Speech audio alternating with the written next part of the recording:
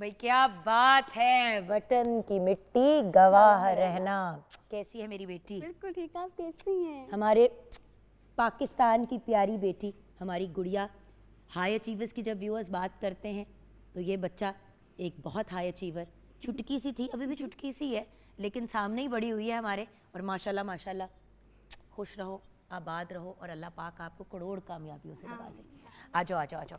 तो हमारे साथ the brilliant, the very very talented Hadia Hashmi है, who is a superstar in her own right. Thank you so much. लोग nervous होते हैं सीनियर से और आपसे अपनी एज से बड़े लोगों का इंटरव्यू करते हुए। जब भी हादिया का इंटरव्यू करना होता है मैं घबरा जाती हूँ। मैं कहती हूँ इतने जीनियस बच्चे से हम क्या बात करें।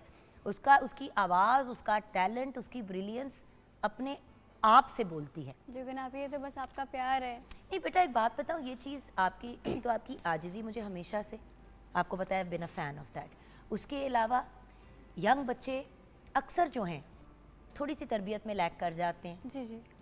तो जिस तरीके से आपने, मतलब उस स्टेज पे आपने गाना गाना शुरू किया जब इंसान को, अभी इंसान बेसिक्स सीख रहा होता है लाइफ के। बिल्कुल छोटी सी थी। चुटकी सी, अभी भी छुटकी सी हो ना, मसला ही है ना। तो टिकी पैक जो है वो टिकी पैक ही रहा, लेकिन टिकी पैक हमारे सामने थोड़ा सा बड़ा हुआ सा बड़ा हो है। गया। और बात ये है कि obviously being a mother my self also and being a Pakistani mother, आपकी ख्वाहिश यही होती है कि आपकी बेटियाँ, आपके बेटे, ट्रांसजेंडर, जिस भी जेंडर से कोई बच्चा बिलोंग करता है, उस बच्चे को 100% फैसिलिटीज़ प्रोवाइड की जाएं और उनको 100% अपॉर्चुनिटी दी जाए कि वो इस मुल्क में सक्सीड वो कर पाए। डिजर्व करते हैं, हर इंसान डिजर्व करता है, वो मेहनत करता है। और उसके लिए बेटा चाहिए आपको यूनिटी, बिल्कुल इत्तेहाद। बिल्कुल बिल्कुल। और मसला ये है कि इत्तेफाक और इत्तेहाद की कमी। कभी कभी कमी नज़र आती है, बिल्कुल और स्पेशली यूथ में, बिल्कुल बिल्कुल। क्योंकि हर बंदे का अपना ओपिनियन है ना, जी जी जी, ऐसा ही है। हर बंदे की अपनी राय है। सो हम सिर्फ एक बात कहते हैं व्यूज़, और सिर्फ बाय द वे यंग लोगों में नहीं, मैं क्यों यूथ के ऊपर बात डाल रही हूँ, टू बी ऑनेस्ट हमेशा एक कन्फ्यूजन ही रहती थी कि भाई हम किस पासे के हों।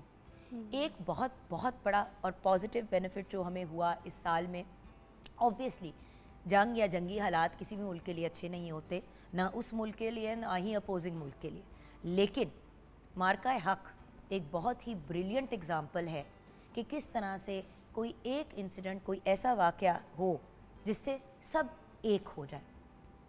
और हम सब एक हो गए, जो सारे तितर बितर लोग, कोई इधर की बात कर रहे हैं, कोई इधर का कर रहा है, कोई किसी पॉलिटिकल पार्टी, किसी को कुछ किसी को कुछ, सब यूनाइटेड हो गए अंडर वन फ्रंट। बिकॉज जब पाकिस्तान पे एक टफ टाइम आया तो ना सिर्फ हमारी आर्म्ड फोर्सेस, हमारी गवर्नमेंट, ऑपोजिशन, इन पावर, सब ने मिल के बड़ा एफर्ट किया।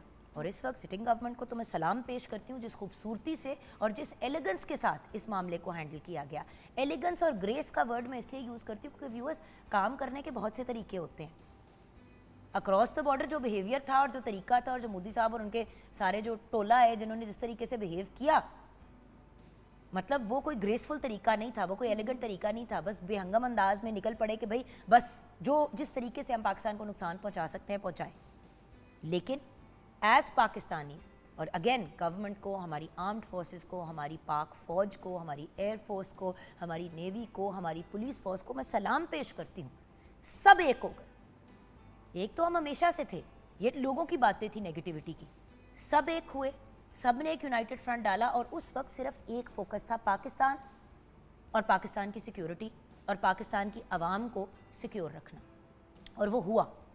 सो बात यह है कि व्यूअर्स, यूनिटी पे या इत्तेहाद पे तो मुझे इतनी बात करने की ज़रूरत ही नहीं होनी चाहिए, क्योंकि जब भी कोई टफ टाइम आया है, आप ज़लज़ले देखें, आप फ्लडिंग देखें, आप कोई भी मामला जब भी पाकिस्तान ने फेस किया है, हम सब ने यूनाइटेड होकर, and by the way Hadia, not just Pakistanis in Pakistan. बिल्कुल। आप कितने शोज़ करते हो इंटरनेशनल? बहुत सारे, बहुत ही ज़्यादा। और वहाँ पे पाकिस्तानी कम्युनिटी पाकिस्तानियों को कितना प्यार करती है? बहुत ज़्यादा। पाकिस्तानियों को तो वो कहते हैं जैसे जान से ज़्यादा प्यार है, इतना बहुत ज़्यादा प्यार करते हैं, इसलिए यूनिटी बहुत है हमें। बस कुछ लोग होते हैं जिनकी वजह से ख़राब हो जाती है, लेकिन जब कोई बहुत, जैसे सैलाब का कोई इस तरह का कोई काम हो जाए तो सब, वो भी लोग सब मिल जाते हैं, तो ये बहुत खुशी की बात है। और बात ये कि इन चीज़ों के साथ जब डिसिप्लिन और फेथ भी आ जाए, बिल्कुल। तो फिर कायद आज़म मोहम्मद अली जिन्ना, अलामा इकबाल और हज़ारों वर्कर्स ने मिल के एक सोच, एक मिशन और एक जज्बे के साथ इस वतन को हासिल किया। ऐसे भी। और father of our nation, founder of Pakistan, Quaid Azam Mohammad Ali Jinnah ने क्या कहा कि भाई यूनिटी, फेथ एंड डिसिप्लिन, ये 3 अल्फाज अपने पल्ले बांध लो। तो बात यह है कि जब आप एक होंगे, आपका फेथ स्ट्रांग होगा और आप डिसिप्लिन और फोकस की तरह, बेलगाम घोड़े की तरह नहीं, फोकस के साथ हर काम को करेंगे और चीज़ों को आगे लेके बढ़ेंगे, तो कैसे हो सकता है कि व्यूअर्स हम एक सुपर पावर के तौर पे आगे नहीं आएंगे? 100% आएंगे, लेकिन उसके लिए कुछ बेसिस और बेसिक चीज़ें जो हैं वो बड़ी ज़रूरी हैं। यूनिटी वाला मसला तो अल्लाह का शुक्र है कि जो थोड़ा बहुत हो भी रहा था वो रिजॉल्व हो गया। फेथ भी हम सबको है, एतबार, हैविंग दिस बिलीफ दैट हम सक्सीड करेंगे।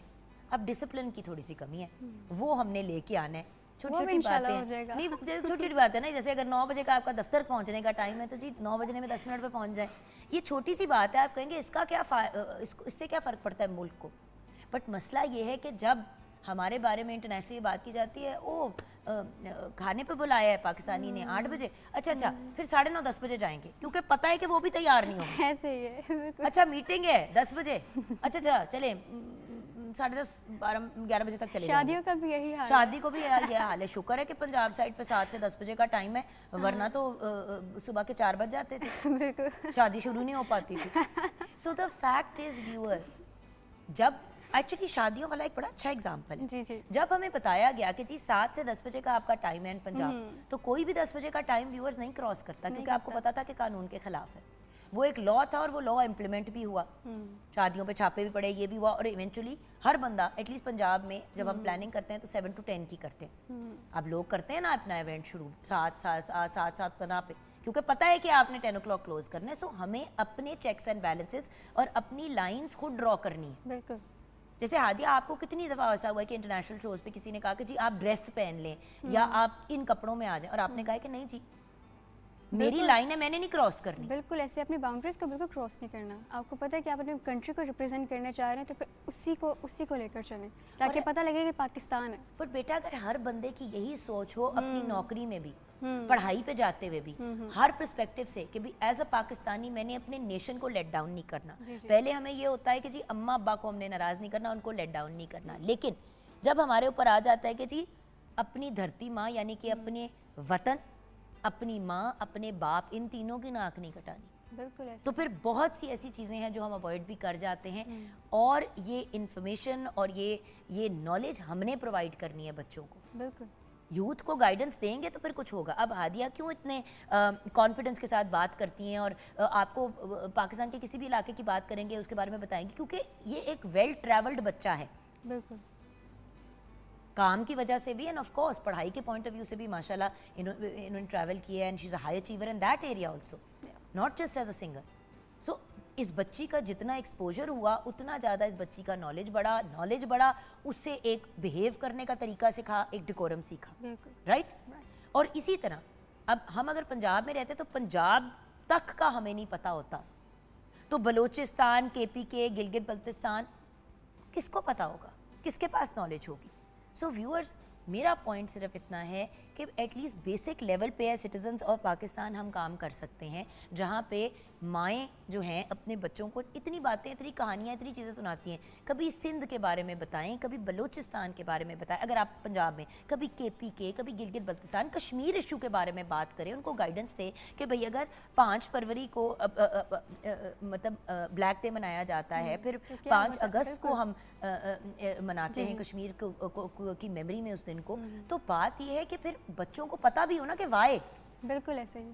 और अपने मुल्क के डिफरेंट जो कल्चरल एस्पेक्ट्स हैं और ट्रेडिशंस हैं उनको समझना ज़रूरी है। बिल्कुल ऐसे। तो आज गेस करो हम कहाँ की सैर करा रहे हैं आपको? बताइए, मैं तो बहुत ज़्यादा एक्साइटेड हूँ। गिलगित बल्तिस्तान। अरे वाह, कभी गई हो?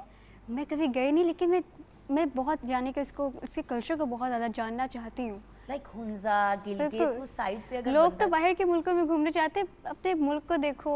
मेरी जान, बाहर से लोग, आप कभी देखें कि कितने फॉरेनर्स वहाँ पे जाते हैं, कितने फॉरेनर्स जाते हैं, और पाकिस्तानी से पूछो तो कहते हैं नहीं हम मरी तक गए हुए हैं। वही तो बात है, वो गली से बाहर निकले, वो भी बड़ी खूबसूरत जगह हैं, बट जो आपकी असल नॉर्दर्न एरियाज हैं बहुत खूबसूरत जगह हैं। बहुत बेटा, माउंटेन्स तो सिंध में भी हैं। बिल्कुल। कभी गई हो? बिल्कुल। माउंटेन्स देखे हैं सिंध के? बिल्कुल देखे। ओके, सिंध में डेजर्ट भी है। बिल्कुल है। सैराबी है। अच्छा, अब सिंध में सी साइड भी है बिल्कुल है। और फ्लैटलैंड भी है। वही तो तो वो सारी चीजें देखने के लिए जो आप जाते हैं वो सब एक हमारे एक सब प्रोविंस यहीं में पे है। है, सब यहाँ पर ही है। बिल्कुल। So the point is viewers, आज सिर्फ एक ही आपसे रिक्वेस्ट थी कि हमने एक बन के रहना है और हम एक हैं। हम एक हैं, ये सबसे इम्पॉर्टेंट चीज़ है।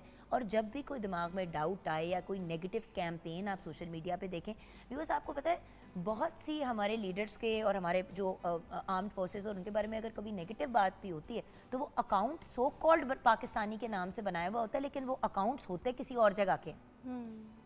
तो जब हमें पता है कि हम हर तरफ से, वेल नॉट हर तरफ से, बट डेफिनेटली एक ऐसा दुश्मन है जिसकी कॉन्स्टेंटली हमारे ऊपर नज़र होती है, तो व्यूअर्स अब तो दुनिया है साइबर वॉरफेयर का।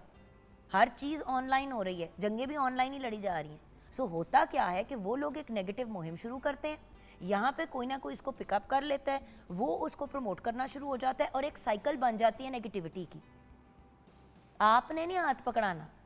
कोई बंदा गलत चीज़ इस तरह की कर रहा है या हमारे मुल्क के खिलाफ या हमारे नेशन के खिलाफ नेगेटिव बातें करे, फ़ौरन उसको रिपोर्ट करें, ब्लॉक करें, रिपोर्ट करें, ब्लॉक करें, रिपोर्ट करें, ब्लॉक करें, रिपोर्ट करें। देखें, अगर हमारी माँ या हमारे बाप के बारे में कोई बुरी बात करेगा या गलत नज़र से भी देखेगा, आपको भी पता है और मुझे भी पता है, चाहे हम लड़का हो लड़की हो, किसी भी एज के हो, आँख फोड़ देंगे, गला घोट देंगे।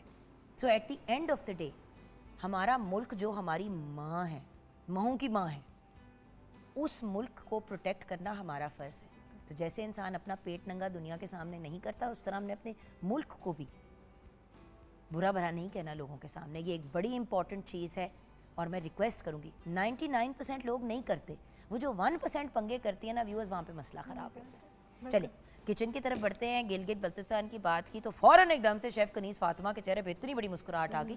खैरियत तो है बेटा? हाँ जी, इतनी क्यों खुश हैं आप आज गिलगित बल्तिस्तान? क्योंकि आज सबकी एक फेवरेट चीज़ बन रही है, क्या? ममतो, जिसको हम मोमोज भी कहते हैं। मोमोज भी कहते हैं। और अक्सर आप स्ट्रीट फूड में देखते भी हो गिलगित मोमोज वगैरह इस तरह से, डम्पलिंग्स भी, हाँ। डम्पलिंग्स भी। और साथ हम बना रहे हैं हुंजाई चिकन। बड़े मज़े की होती है हुंजाई चिकन। मैंने बस 2 दफ़ा ट्राई की है क्योंकि कम जगहों पे पंजाब में मिलती है ये। बिल्कुल। तो इसकी रेसिपी की तरफ चलें। तो गिलगित बल्तिस्तान को अगर हम ट्रिब्यूट पेश कर रहे हैं तो आइए रेसिपीज़ की तरफ भी बढ़ते हैं और जानते हैं कि ये दोनों चीज़ें बनेंगी कैसे। जी, तो सबसे पहले गिलगित मोमोज के इंग्रेडिएंट्स की तरफ चलते हैं। जो उसमें हमें इंग्रेडिएंट्स चाहिए वो है कीमा आधा किलो चिकन का, लहसुन 2 जवे, हरा प्याज आधा कप, सोया सॉस 2 खाने के चम्मच, काली मिर्च 1 चाय का चम्मच, नमक हस्बे जायका, मैदा 4 कप, पानी 1 cup.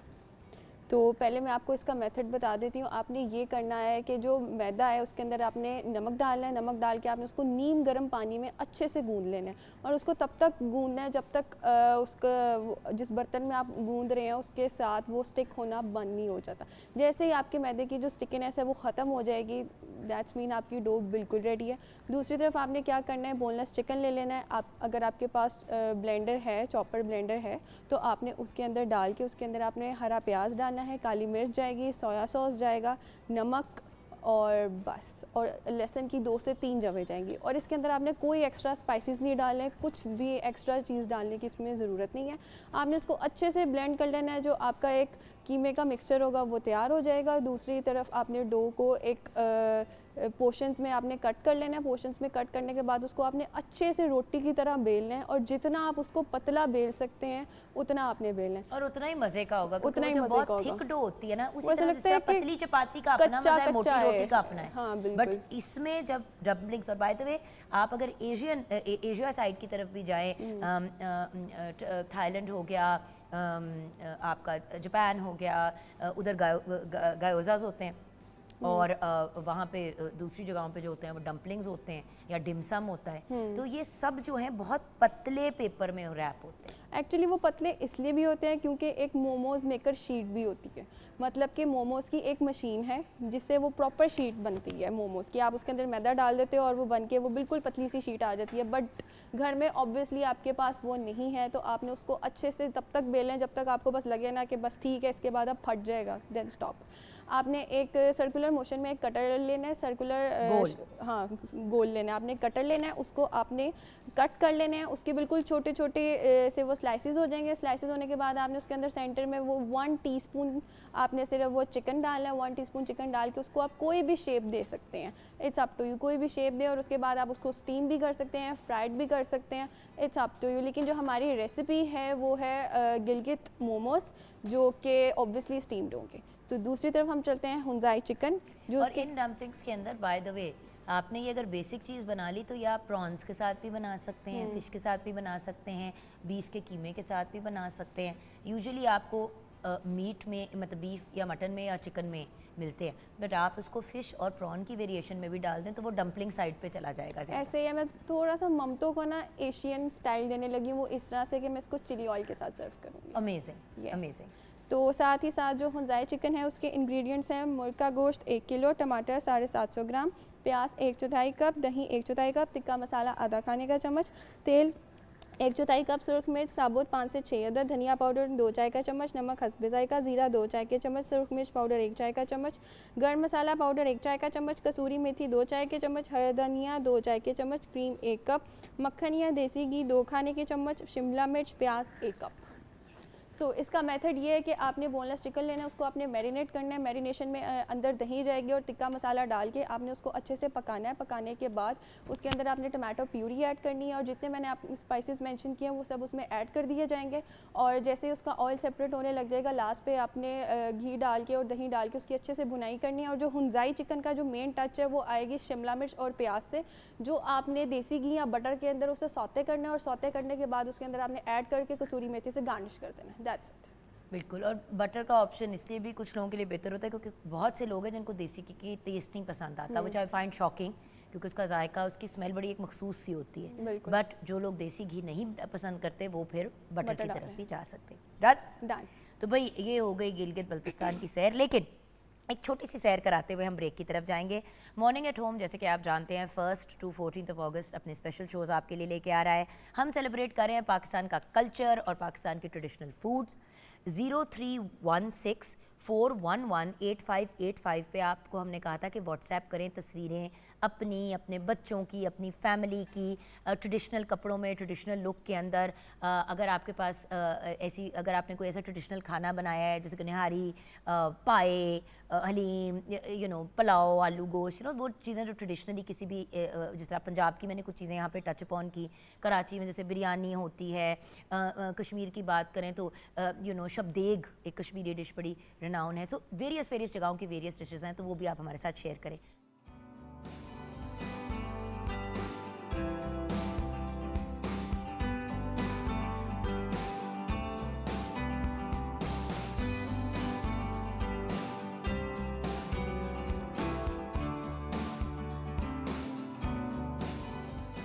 Welcome back from the break viewers. जैसे कि आप जानते हैं, कोशिश कर रहे हैं कि हर रोज़ आपकी किसी ऐसे ब्रिलियंट पर्सन या पर्सनालिटी से मुलाकात कराएं जो ना सिर्फ काम कर रहे हैं, एफर्ट्स कर रहे हैं जिस तरह हम सब आम लोग काम कर रहे हैं, नौकरियां करें, वटेवर, बट उसके साथ साथ एफर्ट्स कर रहे हैं पाकिस्तान का नाम रोशन करने के लिए, और ऑल्सो किया भी है नाम रोशन, और इंटरनेशनली उनको रिकग्निशन भी बड़ी मिली, जिसकी वजह से ऑफ कोर्स पाकिस्तान को रिकग्निशन मिली और रिस्पेक्ट मिली।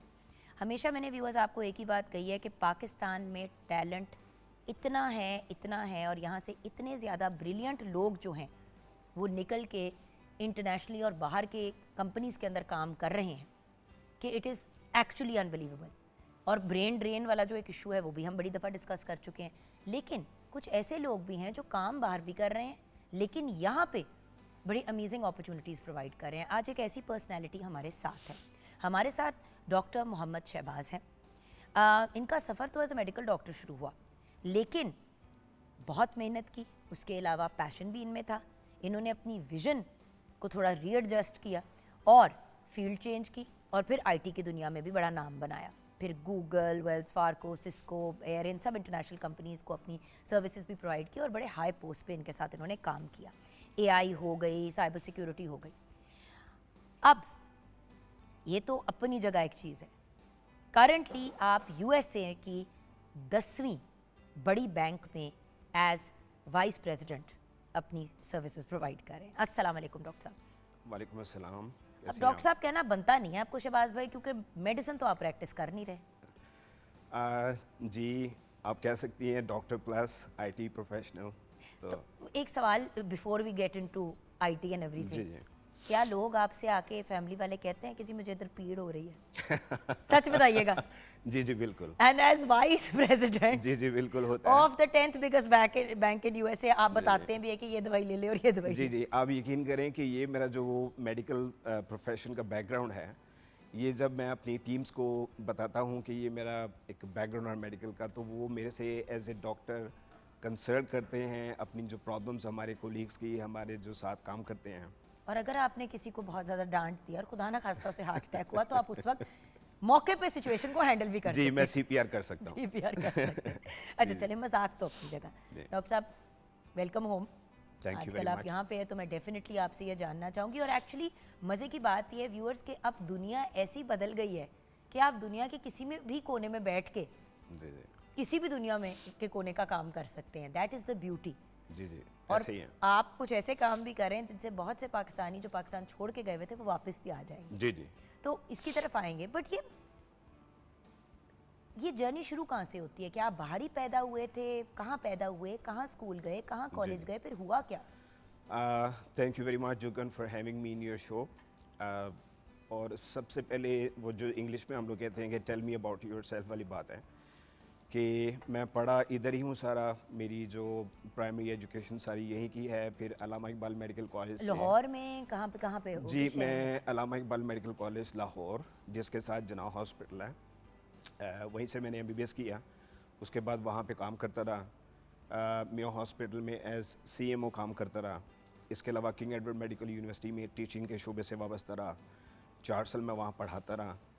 उसके बाद प्लान बना अमेरिका जाया जाए, अमेरिका चला गया, वहाँ पे यूएस असेंबली का पेपर भी दिया होगा। जी जी एग्जैक्टली, तो वो भी दिए हैं। लेकिन जब बाहर की इन्वायरमेंट को देखा तो ये रियलाइजेशन हुई कि आईटी प्लेटफॉर्म, ये फील्ड। जी जी। सर उस वक्त एज क्या थी? एज मेरी जब मैं यहाँ से अमेरिका गया हूँ, आप 32 कह सकती हैं। 32। अब देखें ना 32 पे व्यूअर्स हम लोग ज़्यादातर कंप्लेसेंट हो चुके होते हैं। 32 साल की उम्र पे 30 बंदा जब क्रॉस कर जाता है तो बंदा एक तरह से सेटल हो जाता है अपने काम ऐसे ही में। है, मैं ऐसे ही इसकी एज जानना चाह रही थी, जी, बट जी। आपके ऊपर एक बड़ा टर्निंग पॉइंट आया। जी जी एग्जैक्टली। क्यों आया? हुआ ऐसा क्या? वो मोमेंट क्या थी जब आपने कहा 1 मिनट? ये इसमें ये होता है कि बहुत सारी चीज़ें ना इंसानी दिमाग में चल रही होती हैं, और हमारा सिस्टम से लेके हमारा मेडिकल प्रोफेशन है, उसमें जब हम लोग देखते थे कि इतनी हार्ड वर्किंग के बाद भी अगर हम लोगों को अच्छा फ्यूचर नज़र नहीं आ रहा या कुछ हर्डल्स हैं या चैलेंजेस हैं, तो उसके साथ साथ फिर कुछ अपने इमोशंस, फीलिंग्स, एस्पिरेशंस, जो हमारा लिम्बिक सिस्टम ह्यूमन ब्रेन का होता है, वो कंटिन्यूसली फायरिंग कर रहा होता है कि आप इनोवेटिव चीज़ों की तरफ जाएं। अगर आपने पैसा बनाना है सेल्फ रिस्पेक्ट के साथ, डिग्निटी के साथ, तो फिर आप उसको कैसे अचीव करेंगे। तो उसी प्रोसेस में फिर ये डिसाइड किया कि अमेरिका जाते हैं, वहाँ पे आईटी सेक्टर में मैं अपनी ज़िंदगी को नए सिरे से स्टार्ट करता हूँ।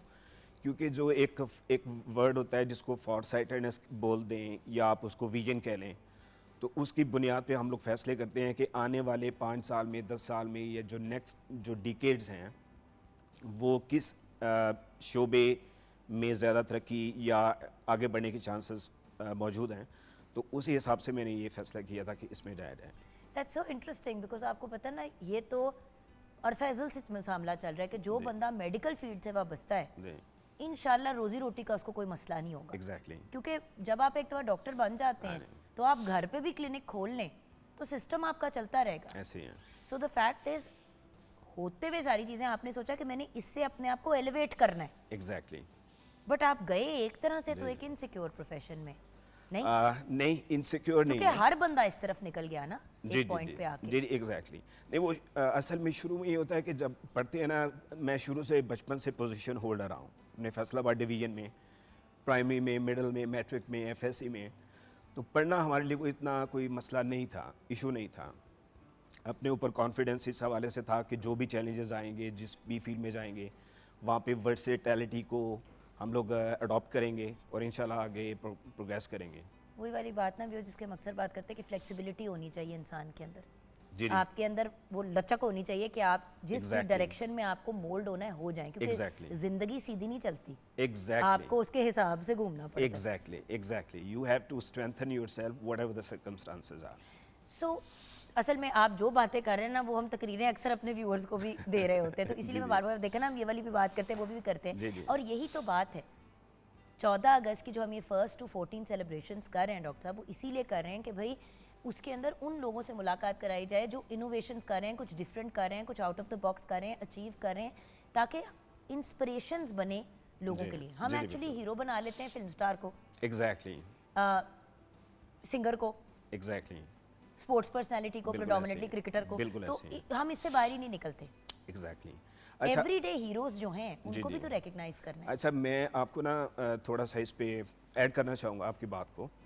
हमारा एज ए पाकिस्तानी नेशन ये प्रॉब्लम है और बहुत सीवियर प्रॉब्लम है कि हम लोग जो एजुकेशनिस्ट हैं या जो पढ़ने वाले बच्चे हैं या जो पढ़ाई में एकेडमिक्स में अचीवमेंट्स हासिल करते हैं, हम लोग उनको हीरोइक स्टेटस नहीं देते, जिसकी वजह से जो छोटी जो यंगर जनरेशन है आने वाली, वो उस तरह से इम्प्रेशंस और वो आइडियलाइज नहीं कर पाते जितना वो आजकल के ज़माने में टिकटॉकर्स हैं, इंस्टाग्राम पे लोग बैठे हुए हैं या बाकी चीज़ों में इंडल्ज करते हैं, अपना टाइम वेस्ट करते हैं, अपने माँ बाप का पैसा टाइम वेस्ट करते हैं, और सबसे बड़ा जो नतीजा ये होता है कि वो रियासत के लिए, स्टेट के लिए, गवर्नमेंट के लिए बोझ बन जाते हैं।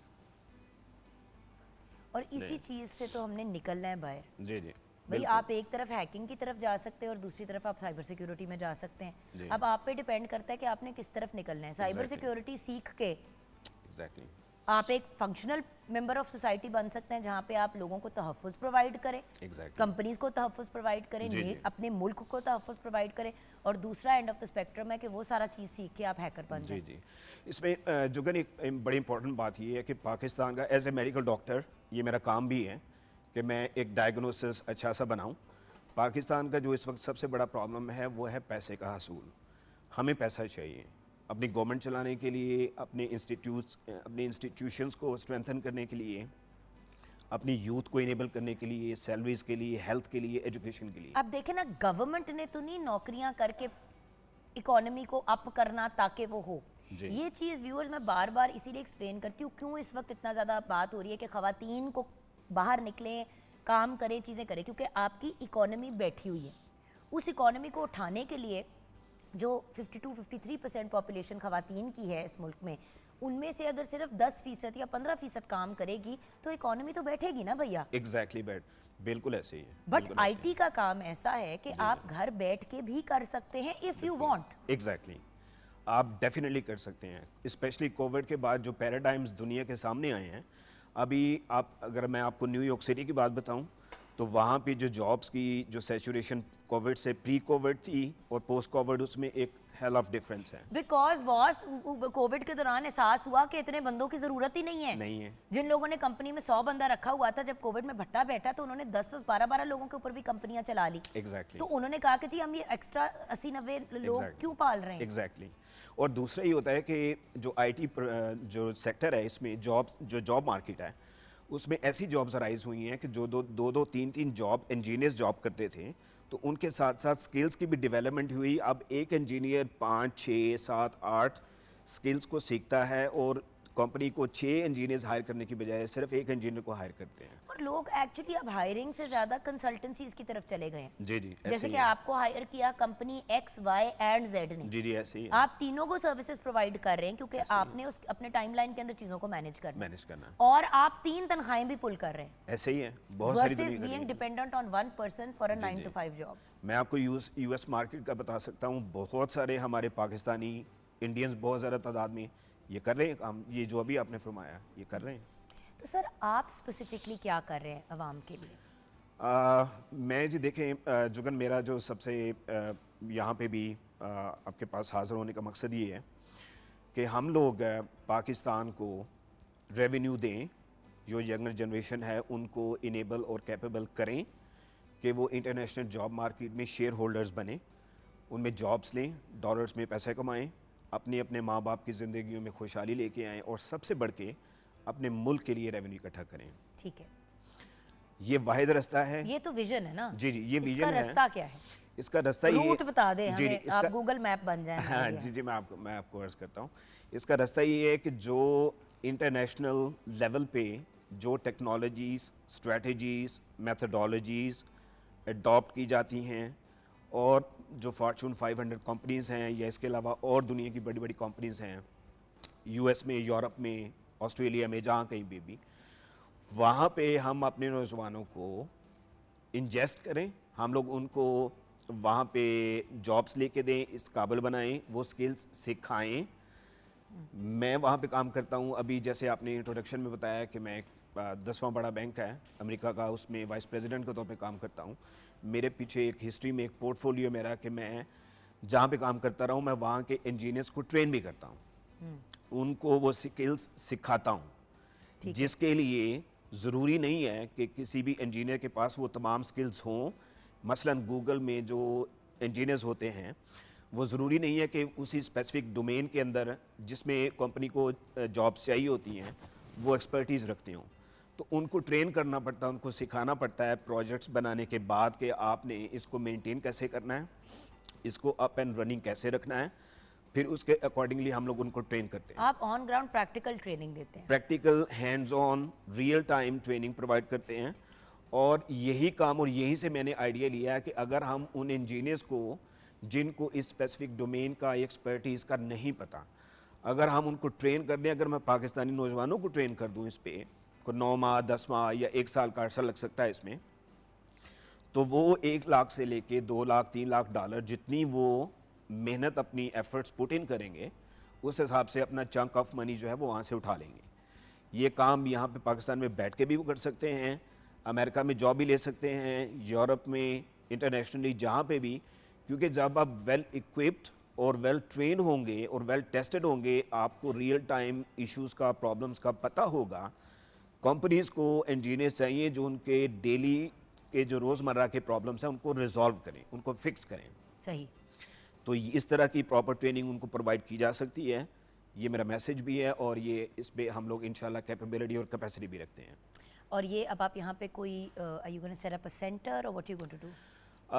सेंटर कायम किया जा सकता है, बिल्कुल किया जा सकता है, लेकिन उसके लिए हमें सबसे जो बुनियादी चीज़ है कि पाकिस्तानी नौजवानों को सबसे पहली चीज़ का पता होना चाहिए कि कॉलेज यूनिवर्सिटी में जाए बगैर भी, 4-5 साल की डिग्री हासिल किए बगैर भी और जो प्रैक्टिकल लाइफ में कोई 4-5 साल का अरसा एक्सपीरियंस लेने के बगैर भी, अगर आप वो स्पीडीली चीज़ें, आपको कुछ सिखाने वाला मौजूद हो जो उस इन्वायरमेंट में रियल टाइम में काम कर रहा हो, वो आपको सिखा दे, ट्रेन कर दे, तो आप इस काबिल हो सकते हैं कि आप वो जॉब्स ग्रैस्प कर सकते हैं और आगे ज़िंदगी में एक्सेल कर सकते हैं। और इसके ऊपर अब आप काम कर रहे हैं and that's a major reason why you are here also. इंशाल्लाह। Thank you so much, thank you so much doctor sahab, God bless you, खुश रहें, आबाद रहें। एंड अगेन क्योंकि आज हम पाकिस्तान को ट्रिब्यूट पेश कर रहे हैं और पाकिस्तानियों को ट्रिब्यूट पेश कर रहे हैं as high achiever, so thank you for all your effort and वो जो आप एक विजन लेके निकले हैं कि हमारे यूथ को मजीद एम्पावर करें। इंशाल्लाह। Thank you so much sir. Viewers, एक ब्रेक की तरफ जाएंगे, ब्रेक बाद जब वापस आएंगे तो सैर करेंगे गिलगित बल्तिस्तान की।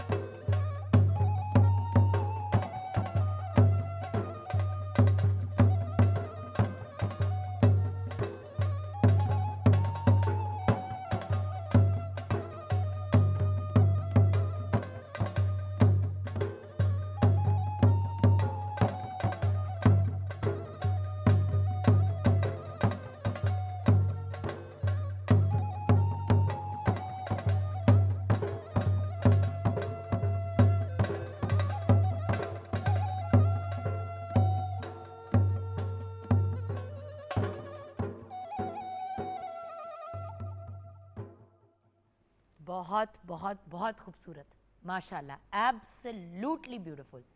व्यूअर्स, अब हम सैर करेंगे गिलगित बल्तिस्तान की, और जब बात करते हैं इस बहुत ही खूबसूरत इलाके की, इस रीजन की, तो हमारे साथ बहुत ही बेहतरीन म्यूज़िकल बैंड बाय जान निसार, उनकी पूरी टीम हमारे साथ है। जान निसार भाई भी हमारे साथ हैं, आसिम खान भी हमारे साथ है, और जुनैद अहमद भी, बहुत ही ब्रिलियंट म्यूजिशंस। और हमने सोचा कि जब एंट्री करनी है, और इसका क्रेडिट सच्ची बात है हमारे दीदार अली हुंजाई साहब को जाता है, जो बहुत ही एक ब्रिलियंट पर्सनैलिटी। उन्होंने कहा भाई हम आपको बताते हैं कि हम स्टार्ट ऐसे करेंगे, फिर ये भी करेंगे, फिर वो भी करेंगे। अगर हम बात करें कल्चर एंड ट्रेडिशन की, तो म्यूज़िक ये तो हमारी रूह की ग़िज़ा है। और जब बिगिनिंग होती है उसी इलाके के म्यूज़िक की और उस जगह के टोन की, आपने नोटिस किया होगा व्यूअर्स, हर प्रोविंस का अपना एक म्यूज़िकल टोन है, एक डिफरेंट किस्म की फ़ील है। सो द पॉइंट इज़, अपने कल्चर को, पाकिस्तानी कल्चर को, जिसकी अम्ब्रेला के नीचे सारे प्रोविंसेस आते हैं, उनको कवर करना बड़ी इम्पॉर्टेंट बात है। हल्ला गुल्ला पॉप म्यूज़िक बाकी सब अपनी चीज़ें अपनी जगह, लेकिन अपने ट्रेडिशंस, कल्चर, म्यूज़िक के बारे में जानना बड़ा ज़रूरी है। अभी गेस्ट से मुलाकात से पहले किचन में मोमोज तैयार हो गए हैं, और हमारे आज जो एक्सपर्ट्स हैं, जब वो ट्राई करेंगे तो बताएंगे कि हमारी शेफ़ पास है कि नहीं है। तो जी बेटा, जल्दी से ये बताइए कि कहाँ पे सिचुएशन पहुंची है।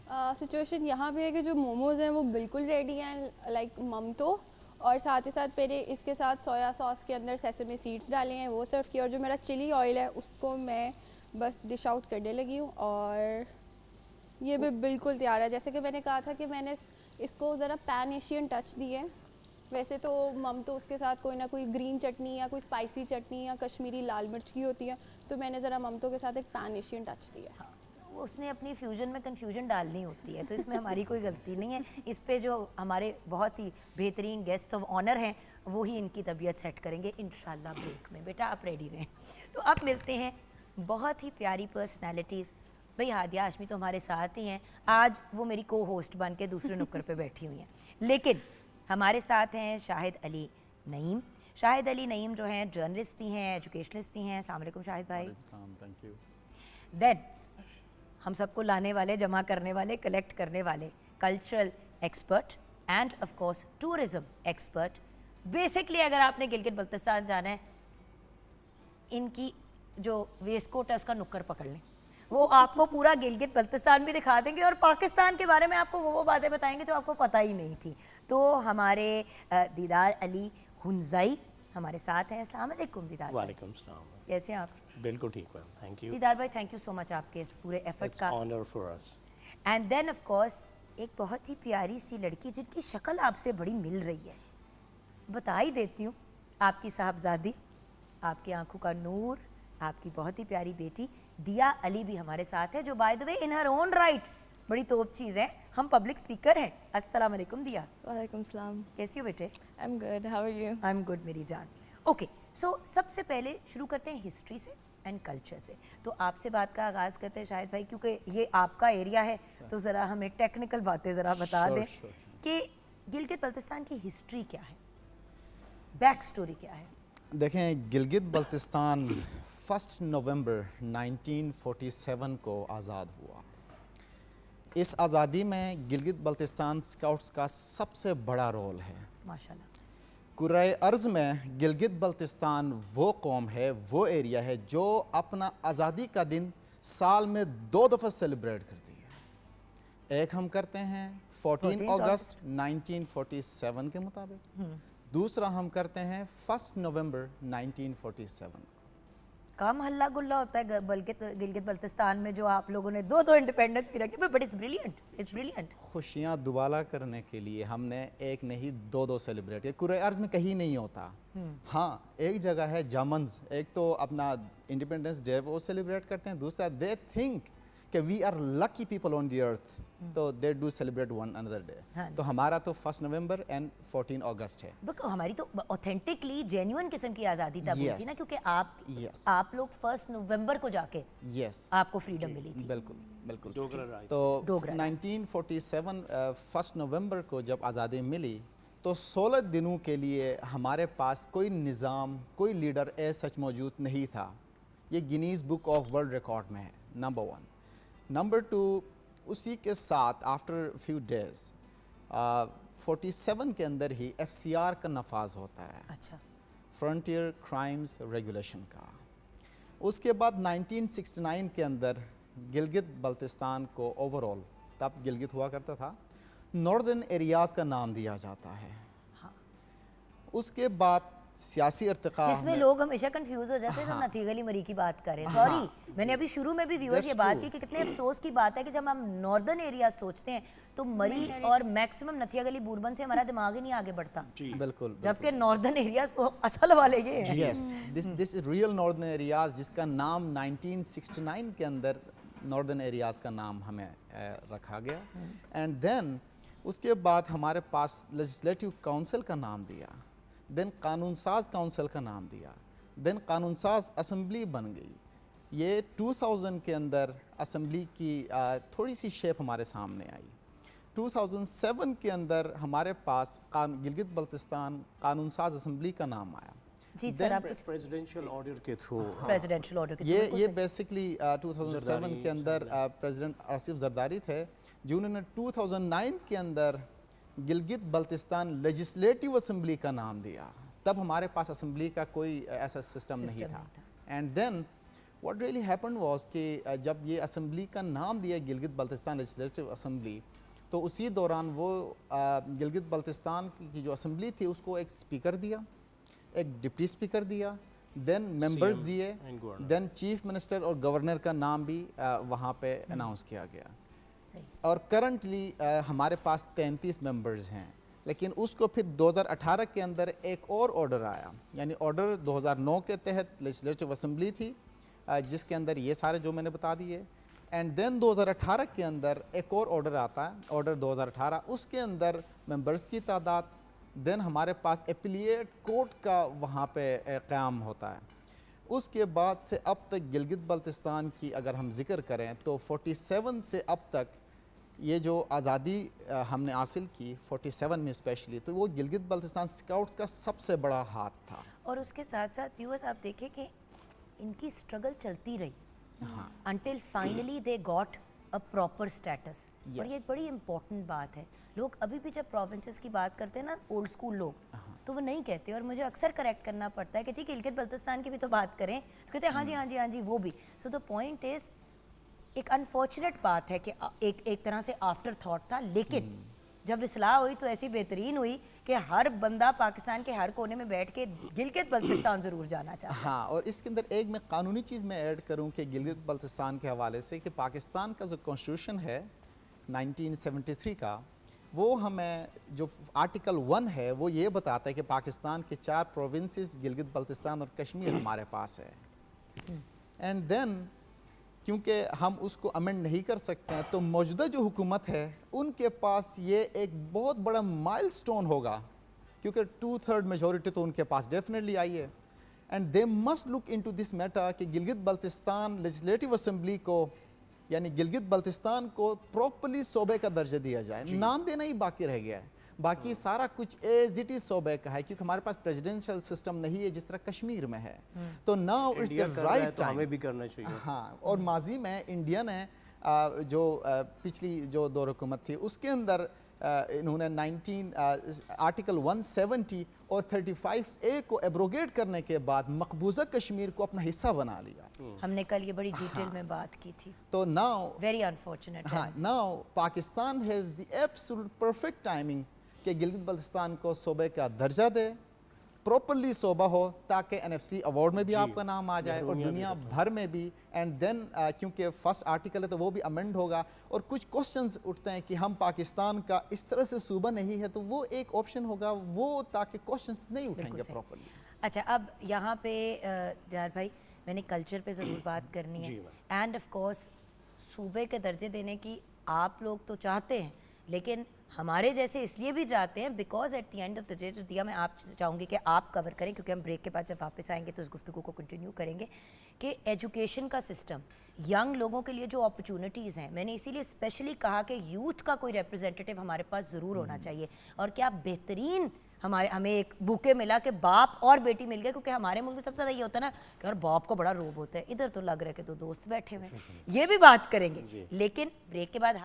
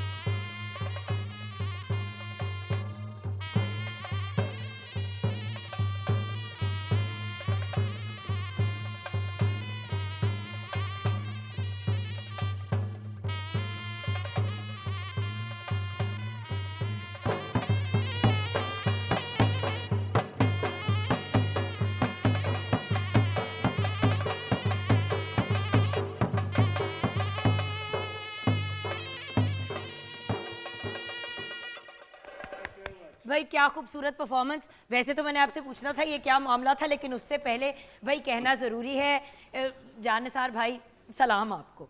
क्या आपने माहौल सेट किया, दोनों भाइयों ने क्या खूबसूरत साथ दिया। टीम तो फिर टीम होती है, और व्यूअर्स हम तो मॉर्निंग एट होम पे अपने म्यूजिशियंस को सबसे ज़्यादा इसलिए क्रेडिट देते हैं क्योंकि यही हैं जो रौनकें लगाते हैं जी, जी। हर जगह पे, चाहे खुशी हो, चाहे सेलिब्रेशन हो, कोई भी मौका हो। बिल्कुल इन लोगों के बगैर हम नामुकम्मल हैं। तो जान निसार भाई, आसिम खान और जुनैद अहमद खुश रहें, आबाद रहें। मैं साथ साथ एक कमेंट करता जाऊं, क्योंकि हम लाहौर में भी हमारे पास इंस्ट्रूमेंट्स वगैरह होते हैं, but because of the weather वो ट्यून नहीं होते हैं। लेकिन जो जान निसार की बात है उनकी टीम की, जिस तरह ये वो बजाते हैं, वो चाहे हमारे सियाचिन पे हमारे आर्मी के जवान हो या पोलो के हमारे प्लेयर्स हो, ये जो ट्यून उनका हौसला बढ़ाती है, वो मैं क्या बताऊं, इस ट्यून के अंदर एक जादू है। और वो जो मतलब इनकी जो परफॉर्मेंस है वो हम ही समझ सकते हैं, और हम उस हिसाब से फिर हम नाचते हैं। और ये देखिए जो नहीं भी honor- समझते वो भी कह रहे हैं वाह जी, वाह मेरे भाई, ऐसे बताइए ऐसे ही है। क्या बात, एब्सोल्युटली ब्रिलियंट।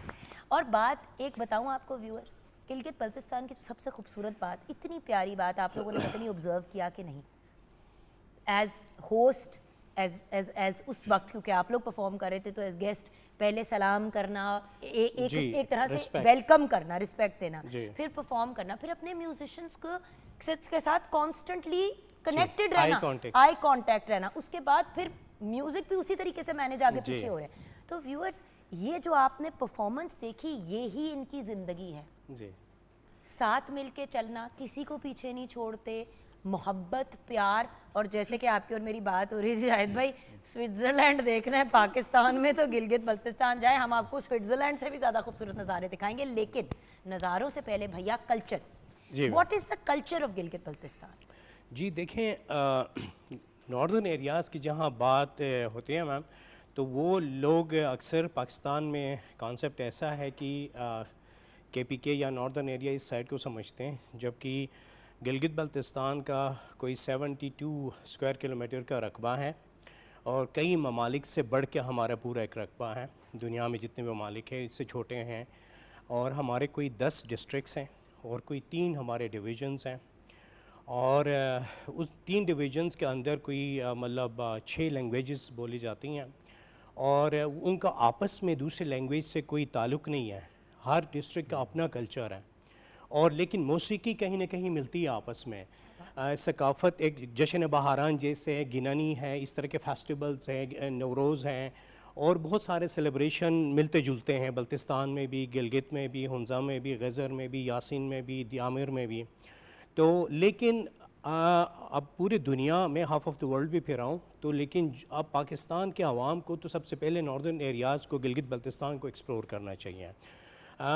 जिन एरियाज़ में अक्सर लोग जाते हैं वो तो वायरल हो चुके हैं, लेकिन अभी हिडन ट्रेजर हमारे पास बहुत ज़्यादा है। अच्छा, उसकी तरफ मैं आऊँगी भैया, लेकिन ये जो एक टिकी पैक बैठा हुआ है जी, ना हमारे जी, पास, जी, एक जी। छोटा सा very much intelligence and brilliance in जी, वन स्मॉल टिकी बिल्कुल। पैक, तो मुझे ये बताओ मेरी जान, being a young person, basically तो you are 67% of our population under 30, तो बेटे मुझे ये बताओ कि वहाँ पे एक यंग, और सच्ची बात करनी है और खुल के बात करनी है, वहाँ पे एक यंग पर्सन के लिए किस किस्म का माहौल है, तालीम के पॉइंट ऑफ व्यू से, फ्रीडम के पॉइंट ऑफ व्यू से, and specially being a girl?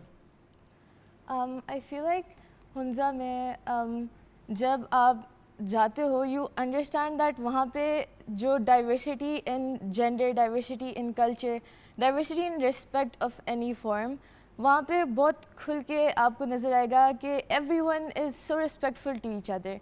वहाँ पे इतनी जेंडर डिवीजन नहीं है, रिस्पेक्टफुल भी हैं और साथ में ओपन भी हैं। Yes, very open minded. वहाँ पे लोग एक दूसरे की उस तरह से इज़्ज़त करते हैं, उनको उस नज़र से देखते हैं कि like they are human as well. And वहाँ पे वुमेन एम्पावरमेंट इतनी ज़्यादा है that I am so proud of myself for being from there, क्योंकि seeing that we have the 99% literacy rate, more than 99% वहाँ पे लोग पढ़े लिखे हैं, और 1% भी जो कोई रह गए पहले कुछ डेकेड्स में, वो भी आपके सीनियर सिटीजन्स है, वरना यंगर जनरेशन में तो आई थिंक 100% लिटरेसी। यस, चाहे वहाँ पे इतने कोई डेवलप्ड और इतने इंटरनेशनल स्कूल्स नहीं हैं, लेकिन जो हैं उनका वो बच्चे जितना फ़ायदा ले सकते हैं, जितना वो उनसे सीख सकते हैं वो सीखते हैं। लेकिन बेटे आप लोगों को ज़रूरत नहीं है इंटरनेशनल लेवल के स्कूल की, क्योंकि आपके इर्द गिर्द इतने पढ़े लिखे लोग हैं, हर बंदा अपने राइट में एक जीनियस है। एग्जैक्टली लेकिन फिर देयर आर यंग माइंड्स जिनको आगे बढ़ने का बहुत शौक होता है, and then they move forward, और फिर वो अपने कल्चर को और प्रिजर्व करने के लिए आगे बढ़ते हैं, and then they become something from that. तो मेरी बेटी ने क्या करना है? मैं अभी I finished my 12th grade, अब मैं यूनिवर्सिटी जाऊँगी। I am planning on international relations and then making my way to the UN as a माशाल्लाह। स्पीकर। और यहाँ पे एक और बात पॉइंट आउट करना चाहूँगी कि आपको पता है कि फ्रॉम गिलगित बल्तिस्तान, मतलब दैट होल एरिया, हुंजा वगैरह, आपको पता है कि कितने ज़्यादा इंटरनेशनल स्टूडेंट्स बन के जाते हैं वहाँ से बच्चे फुल स्कॉलरशिप्स पे, again one of the highest rates in Pakistan, right? Yes कि बहुत से बच्चे जो हैं वो अपने आफ्टर अपना FA या IB या A लेवल जो भी सीनियर केमिस्ट्री व्हाटएवर करते हैं, उसके बाद उनके इतने अच्छे ग्रेड्स और इतनी ब्रिलियंट परफॉर्मेंस होती है कि उनको उसके बेस के ऊपर इंटरनेशनली फुल स्कॉलरशिप्स पे भी बाहर बोला, अमेरिका, कनाडा, यूरोप, ऑस्ट्रेलिया, पूरी दुनिया में गिलगित बल्तिस्तान के बच्चे बैठे हुए हैं हमारे मुल्क को रिप्रेजेंट करने के लिए। Not only in academic also in sports, क्योंकि अभी नेशनल टीम में क्रिकेट में देखें, फुटबॉल में देखें, वी एम्पावर्ड अवर वुमेन। मुझे कहना चाहिए कि my wife is also founding president of women chamber of commerce, वो भी काफ़ी सपोर्ट कर रही होती हैं। तो सारा ही खानदान इस काम पे तो लाती है। वो जो है ना वुमेन को इसलिए मैं सपोर्ट कर रहा हूँ। माशाल्लाह, तो आपके वो पास ऑप्शन भी नहीं है भैया, घर भी तो जाना है ना, और एक वो छोटा हिटलर भी तो घर पे बैठा हुआ है हमारा। अभी और भी है। एक ओहो बहुत से हैं घर पे। अच्छा, इसमें मैं एक चीज़ ऐड करूं कि गिलगित बल्तिस्तान की एक खुसूसियत कि हमारी कोशिश होती है कि रोड के नियरेस्ट हम कोई फ्रूट वाला दरख्त लगाएं। अच्छा, इसमें ताकि मैंने चलते मुसाफिर को अच्छा, इसका साया फायदा हो, साया आए मिले। हैं, बता भी देना क्यों, मैंने पूछना था कि क्यों, वो आपने पहले मुझे बता नहीं, दिया। मैं बता देता हूँ। नहीं, वो मैंने ब्रेक के बाद जानना है, कुछ तो छोड़े ना उनके लिए टीजर, सब कुछ बता देते कि तो वापस ही नहीं आएंगे, तो आपने वापस आना है। हम ब्रेक की तरफ जाएंगे, किचन में क्या माम, अच्छा भाई दिखाई देते हैं शेफ को, बिल्कुल मतलब वो तो कहते हैं हम भी पड़े हैं राहों में। तो जी, फूड इज़ रेडी? यस, खाना बिल्कुल रेडी है। जो हमारे ममदो और हुंजाई चिकन है वो बिल्कुल रेडी है। तो हम छोटी सी ब्रेक की तरफ जाएंगे, ब्रेक के बाद फ़ौरन वापस आएंगे, आप हमारे साथ रहिएगा।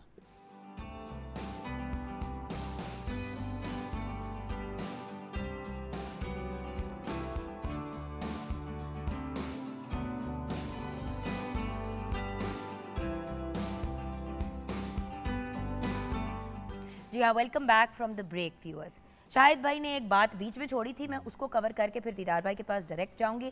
शाहिद भाई, आपने कहा कि हम दरख्त अपने रोड के साइड पे हमेशा दरख्त लगाते हैं, ये क्या माजरा है? देखें, जन्नत नज़ीर वादी हो, गिलगित बल्तिस्तान हो, तो वहाँ पे आपको एक फैसिलिटी ज़रूर मिलेगी। हमारी कोशिश होती है कि रोड के करीब फ्रूट वाले दरख्त लगाएं। हमें नहीं पता कौन सा मुसाफिर कितना भूखा होगा, कितनी उसको यानी थका हुआ होगा कितना और- थका होगा, ऑफ कोर्स, कि वो वहाँ से खाए फ्री ऑफ कॉस्ट और साया भी मिले और साया और भी बैठने आपको की मिल मिले। जाए। क्या बात है। अब ये देखिए ना, ब्यूटीफुल ब्यूटीफुल पीपल, हमारे पाकिस्तानी लोग, लेकिन कल्चर से फ़र्क पड़ता है व्यूअर्स। जी दीदार भाई, जाएं कहाँ? अगर हम आएँ तो आपने कन्विंस तो सबको कर दिया कि आएँ, लेकिन फिर जाएं कहाँ कहाँ? जी जी, thank you very much ma'am. शायद की बात को एंडोर्स करते हुए मैं आगे बढ़ता हूँ और साथ में मैं कमेंट करूँगा कि जी, दरख्त हमने रोड के किनारे ज़रूर से लगाए हुए हैं, फल फ्रूट के और पेवंदकारी के, और पेवंदकारी वाली अच्छी खुबानी हमने लगाई होती हैं। तो उसके टहनियाँ ना काटें और पूरा दरख्त ना तोड़ें, फल ज़रूर से खाएं, कोई आपको रोकेगा नहीं। लेकिन और ये बाय द वे टूरिस्ट करते हैं, क्योंकि वहाँ के इलाके के लोग कभी नहीं करते। जी, लोकल कल्चर का ख्याल रखें, पैम्पर ना फेंकें और ट्रैश ना फैलाएं, और आप जाएं अपने बोतलें जो भी ट्रैश हो शाम को आके अपने ट्रैश बिन में डालें। और कुछ तो यहाँ तक एक्सट्रीम लेवल पे जाते हैं कि आईडी कार्ड भी नहीं देते हैं, किराया भी नहीं देते, रात के 2 बजे निकल जाते हैं होटल से। ऐसे नहीं करना चाहिए, ठीक है ना। तो anyhow coming to the नहीं, पॉइंट, बट ये बड़ी इंपॉर्टेंट चीज़ है भैया। लोग जी। अक्सर कहते हैं ना कि हमें वो एक्सपीरियंस नहीं मिलता पाकिस्तान में जो जी। हमें बाहर मिलता है। तो क्या आप उस तरह से बिहेव करते हैं पाकिस्तान में जैसे आप बाहर करते हैं? हमें बहुत वहाँ पे पॉजिटिव तो आप पासपोर्ट, आईडी कार्ड, एक एक चीज़ पकड़ाते हैं कि भाई कोई हमें कुछ कह ना दे। यहाँ पे चेकिंग आप करते हुए बिल्कुल हमें बहुत पॉजिटिव हो के गिलगित बल्तिस्तान जाने की ज़रूरत है, क्योंकि वहाँ के लोग इतने चालाक नहीं हैं, पॉलिटिक्स को उस तरह से नहीं समझते हैं कि कौन हमें किस तरह ट्रीट करेगा। देखिए, मैं 2-3 चीज़ें डिटेल में डिस्कस करना चाहूँगा कि गिलगित बल्तिस्तान जाने के लिए आपके डिफरेंट सीजन्स हैं। आप अगर जो है ना ब्लॉसम एंजॉय करना चाहें तो चेरी ब्लॉसम है, आपका एप्रिकॉट ब्लॉसम है, एप्पल ब्लॉसम है, अमेजिंग। आप चाहें हुंजा जाएं, स्कर्दो इफ्तिकार जाएं। भाई, आप क्योंकि ट्रैवल एक्सपर्ट है तो वो टाइमलाइंस भी बता दें जी, साथ मैं साथ। वही बताने लगा हूँ। वो है अप्रैल मार्च मई तक। अप्रैल में मार्च। जी, ये आपका ब्लॉसम का आइडियल टाइम है और इसमें जापानीज़ और ये इंडोनेशियन, फिलिपिनोज़ और मलेशियंस भी काफ़ी ज़्यादा आने लगे। अभी इंटरनेशनल टूरिज़म काफ़ी ज़्यादा इन होने लगा है। उसके बाद आता है जी आपका पीक सीज़न, जून, जुलाई, अगस्त। उसमें पूरा क्राउड इकट्ठा हो जाता है और सारे हुंजा, स्कर्दो और इसी रूटीन उस पे जाने लगते हैं। लेकिन मैं चाहूँगा कि इनसे हटके भी दियामर में अप्रैल में मार्च जून, अप्रैल में जून अगस्त तक, ठीक है ना, उसमें अभी यासीन, गोपेस, इश्कोमन, गज़र की तरफ लोग कम जाते हैं, जबकि वो एरिया उससे ज़्यादा खूबसूरत है। अच्छा, हाँ, वो बहुत खूबसूरत तो है। क्या भैया एक्सेस मुश्किल है नहीं, क्या है? अभी उसकी इतनी वो मार्केटिंग उस तरह से नहीं हुई। और मैं गवर्नमेंट से भी रिक्वेस्ट करूंगा कि जिस तरह आपकी ये कामयाबी है कि 14 फ्लाइट्स आपने लगाएं इस दफ़ा स्कर्दो के लिए, we give credit to the government. और इसी तरह गिलगित में भी कोई फ़्लाइट्स का इजाफा करें और इंटरनेट का कनेक्टिविटी का थोड़ा बेहतर करें और इलेक्ट्रिसिटी का थोड़ा सा और इम्प्रूव करें।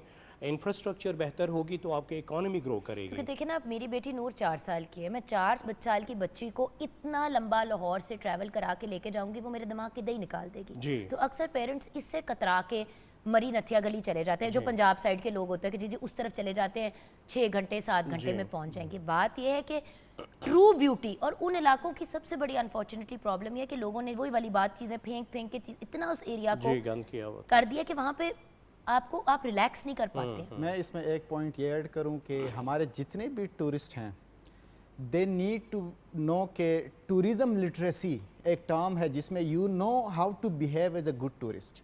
इसकी बहुत ज़्यादा कमी है, इसको हमें जानने की ज़रूरत है। दूसरा, गिलगित बल्तिस्तान ज़रूर जाएं। मिनीमर्ग हमारी that's a heaven on earth, specially Astore Gilgit Baltistan. तो हो सकता है रोज़ क़यामत अल्लाह आपसे पूछे कि मेरे नियामतों में आपने क्या देखा, तो आप इतने जवाब दो कि या अल्लाह हमने गिलगित बल्तिस्तान देखा। तो ये सवाल ना हो, कम से कम इस जवाब के लिए आप गिलगित बल्तिस्तान ज़रूर विजिट करना। इसमें एक कमेंट मैं ज़रूर से करूं। देखिए, मैंने ये एरियाज़ जो है ना स्टूडेंट लाइफ में एक्सप्लोर किए। मैं यही कमेंट करने वाला था कंकोडिया K2 बेस कैंप का। इट्स नॉट डिफ़िकल्ट फॉर मैं यूथ के लिए मैं गुजारिश करूँगा जो कॉलेज गोइंग है, यूनिवर्सिटी गोइंग है, मैट्रिक के बाद, इतना एक्सपेंसिव नहीं है। अभी पैकेजेस अगर आप देखें 16,000 से शुरू होता है, 1-1.25 लाख तक भी पैकेजेस जाते हैं। तो अगर आप कोशिश करें दोस्तों के साथ मिल के ख़ुद से प्लान बनाएं स्कर्दो से K2 बेस कैंप तक, मतलब आप जाके वाकई कहेंगे कि अल्लाह ताला की किन किन नियमतों को आप जुटलाएंगे। मतलब 8,000 मीटर देखिए और भैया मेरा ख्वाब है, जी। मेरा एक्चुअली ख्वाब है कि कभी मैं K2 बेस कैंप जी, जाऊं, लेकिन सोच इट्स वेरी इजी और नाउ। बाय द वे तैयारी भी आपकी पूरी जी। करा दी जाती है अगर आप राइट आप जो है वो टूरिज्म एक्सपर्ट के साथ अपने आप को कनेक्ट करें एंड राइट ट्रैवल एक्सपर्ट के साथ कनेक्ट करें। पंजाब में बैठे हुए कि आप किसी मतलब रैंडम बंदे के पास जाएंगे जो आपको सुहाने ख्वाब दिखाएगा, फिर आपकी ट्रिप वैसी नहीं होगी। फेसबुक ट्रैवल एजेंट को कभी भी वो नहीं करना। Exactly. आप मशवरा करें, हम आपको गाइडेंस देंगे। और जो पार्टू रजिस्टर्ड टूर ऑपरेटर्स हैं उनके गिलगित बल्तिस्तान गवर्नमेंट के भी वेबसाइट पे जाएं और मशवरा हमसे भी करें, हम बताएंगे। और देखें, इट्स नॉट दैट डिफ़िकल्ट जी, वहाँ के लोकल भी एक्सपर्ट लोग हैं, उनको यूटिलाइज़ करें, सर्विसेज जाएं। और इसको तो ज़रूर से देखना चाहिए ना। पाकिस्तान में 8,000 मीटर के हमारे पास 8 पीक्स हैं और 7,000 के 100+ पीक्स हैं, 6,000 के अनकाउंटेबल पीक्स हैं। आजकल जो ख़वातीन सेफ़ ट्रैवल कर रही हैं ना, जो रिट्रीट्स शुरू हुई हैं वो सबसे ज़्यादा सेफ़ हो रही हैं, ट्रैवल कर रही हैं। आजकल एक फ़ैशन बन गया है लोकल गाइड फ़ीमेल को लेके, लोकल गाइड एक्सपर्ट्स को लेके। एक बियारसा है वहाँ स्कर्दो में, एम्बियांस है हुंजा में। यहाँ पे जाके ख़वातीन योगा भी कर रही हैं, रिट्रीट्स भी कर रही हैं, फ़िटनेस, एजिंग और उसके ऊपर भी लोकल जो है ना हर्ब्स को यूज़ कर रही हैं। तो इस टूरिज़म को भी आपने इम्प्रूव करना है फ्यूचर में। फ्रूट्स फेस्टिवल्स को भी यूटिलाइज़ करना, साइकिलिंग भी, विंटर टूरिज़म भी, आइस स्केटिंग भी। तो thank you very much, time कम है। इसमें तो मैं शायद भाई we are completely out of time जी, मेरा शो 12 बजे तक। Team I personally invite all of you including you, your आप टीम, जरूर सब से आ जाएं। Please do visit Gilgit Baltistan. ताकि बाद में आपको कोई गिला ना लगे। थैंक यू सो मच, आप सबका बहुत बहुत शुक्रिया।